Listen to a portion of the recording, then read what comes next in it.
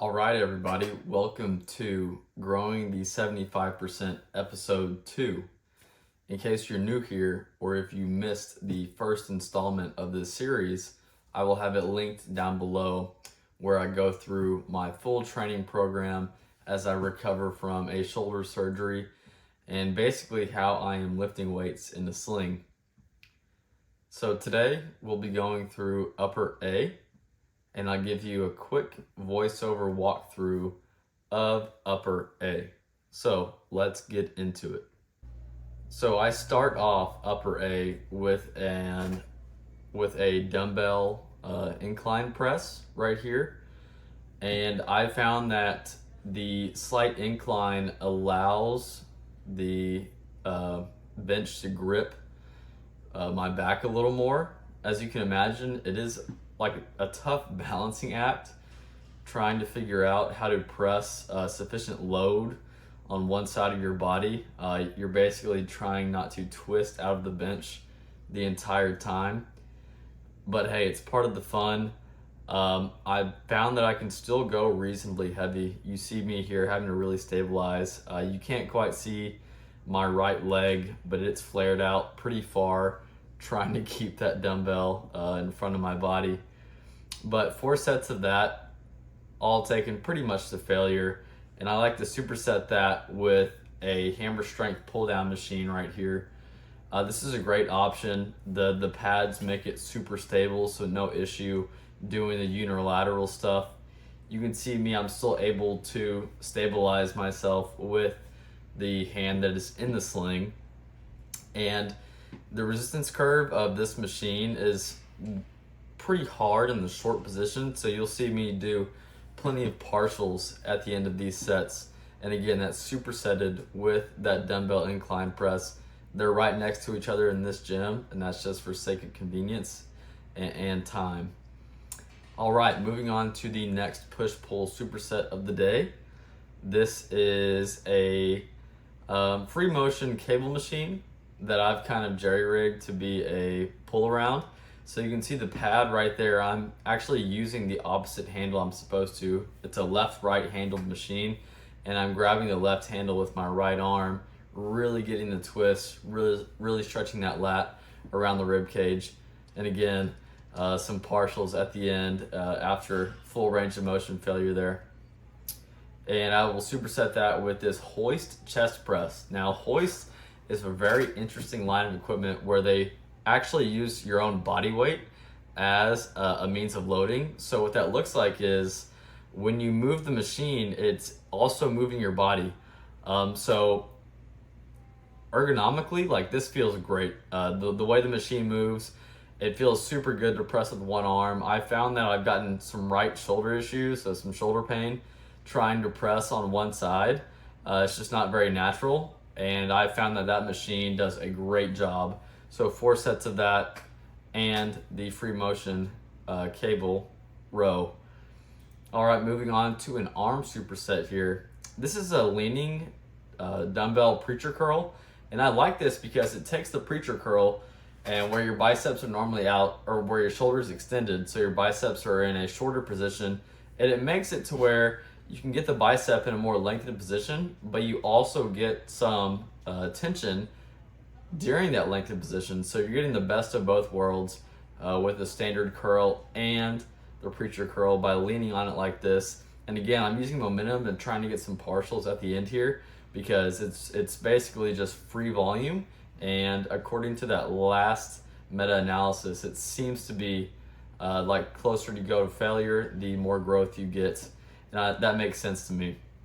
So I'll superset that with a standing tricep extension, and I actually do this on the same free motion cable machine that I did the rowing on earlier in the session.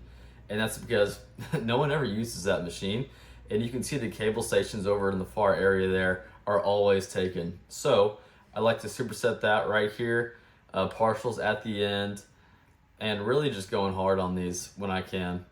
And now on to kind of a funny movement. This, I first saw Alberto Nunez doing a variation of this. I believe they coined it the Berto raise because of that. But basically, you can lean on an incline bench, and if you angle your torso just right, you can turn the dumbbell lateral raise, which is basically like a shortened partial. You have a bunch of tension when your delt is shortened and no tension when the delt is lengthened, and you can turn it into a lengthened partial. So here, you basically have maximum tension at the bottom where that side delt is lengthened. And these are brutal, man. I tell you what, I do 4 sets of these and I'm actually sore. One of the very few delt movements where I'm sore. And again, this is a kind of a spectacle in the gym, doing this superset, going back and forth between that atrocious lateral raise variation and some neck curls. But I actually have come to enjoy the neck training. It's almost meditative while you're doing it. Something about pressure right above your forehead right here. I take these pretty far. So you'll see me here. I start off with a 5-pound plate that I kind of hold at the end. So I'm not pressing down on it and I'm not pushing up on it. So I'm just holding it at the end from sliding off here. And then right after that, I will do a drop set to skull weight neck curls. And I basically only train, what is that? I believe that's neck flexion. I don't train much neck extension, which is if I were to turn around and extend back that way. Because I don't think they play a huge role in aesthetics. You could make an argument from a health perspective, but I'm not having any neck pain and I'm not looking to avoid any major neck injuries due to high impact in the future. And so at the end of each session, you'll see this is actually the injured arm, or the surgically repaired side, no longer injured. And I've been able to incorporate some blood flow restriction training at the end of basically every training session. So I will do BFR curls and extensions on the same bench with the same dumbbell. And I'm not really tracking these. I don't think there's any use in tracking this movement right now. This is more so just to keep blood flowing through the area and maybe get a growth stimulus out of it. You know, there is some convincing research that shows for at least a short period of time, you can see relatively similar strength and hypertrophy gains using this BFR protocol with just a fraction of the typical loading that you do. And that's great right now because at this point in time, we're just trying to protect that surgical repair. And a part of that did involve the bicep tendon up by the shoulder. So I'm not really able to do any curling at a meaningful extent here. And you see me lying down there, that's just so it's fully shoulder supported and I'm not having to do any stabilization at the shoulder. And here we go. So same dumbbell, doing some lying, just tricep extensions.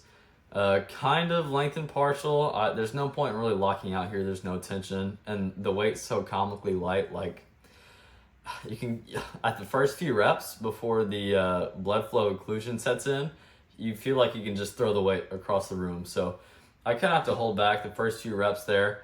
But you'll see me playing around with whether or not I want to hold it like a hammer or supinate my hand and turn it the other way. Pronate. But I found that I really like the pronated version of this movement, and you'll see me switch to that at the end here, I believe. If not, yeah, there it is. Okay. So I switched to that because for whatever reason, it just feels better. It feels better on my shoulder. It feels better on my elbow when I'm doing this, even though you see it's only 5 pounds. So not really much tension going through the area. And that is the end of that session. So everything that you saw in that video, I do for 4 sets. Again, superset style training. I like it because it's engaging. Keeps the blood flowing during the gym session. I find I get bored pretty easily if I'm not hyperstimulated all the time, so I'd like to have something to do.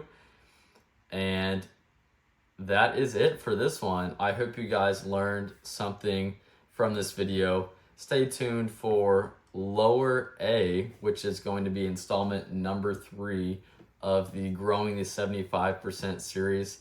I really look forward to walking you guys through what that session looks like, and I will see you in that next one.